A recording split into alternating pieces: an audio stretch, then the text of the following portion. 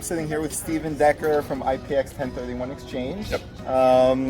Stephen, I think we're going to new market now, and Absolutely. I think there's going to be a lot of opportunities for investors. Sure. So I know you're the expert on 1031 Exchange, and why don't you tell us a little bit, first of all, what 1031 Exchange is? Okay, so in its simplest sense, 1031 is just a section of the tax code that allows people that are selling investment real estate to defer paying their capital gains tax as long as they meet a certain set of requirements that the IRS has. It's a great way for investors to build and preserve the wealth that they've accumulated through their real estate. So it's just a preservation of that wealth. That's awesome. Yeah.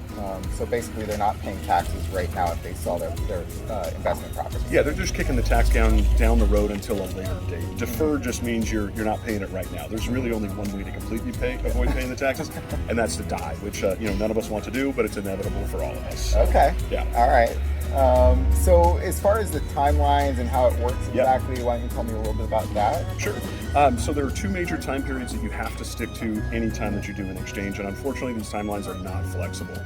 So from the time you close the property that you're selling, the IRS gives you 45 calendar days to identify property that you want to purchase, and they give you 180 calendar days to actually close on one or more of the identified properties. So those time periods are really short and sweet because honestly the IRS, the last thing they want you to do is sit stagnant with your money.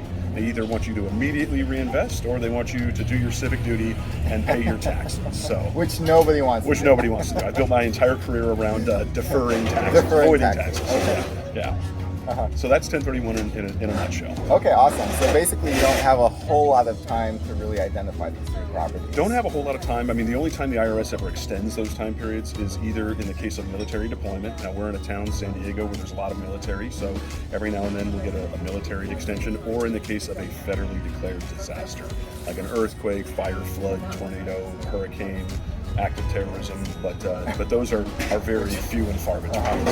Okay. So yeah. So basically, only in like a case of a disaster, That's right. is when the IRS will give you a break. We'll take pity on you. Yeah. Yes. Yeah. Okay. Yeah. So Which is rare, right? that's right. Pretty rare. Pretty rare. Okay. Yeah. So, guys, if you have any questions about 1031 or any other real estate questions, feel free to reach out for me. If you want to reach out to Stephen, I would love to connect you with him as well. And let me know if you have any other questions.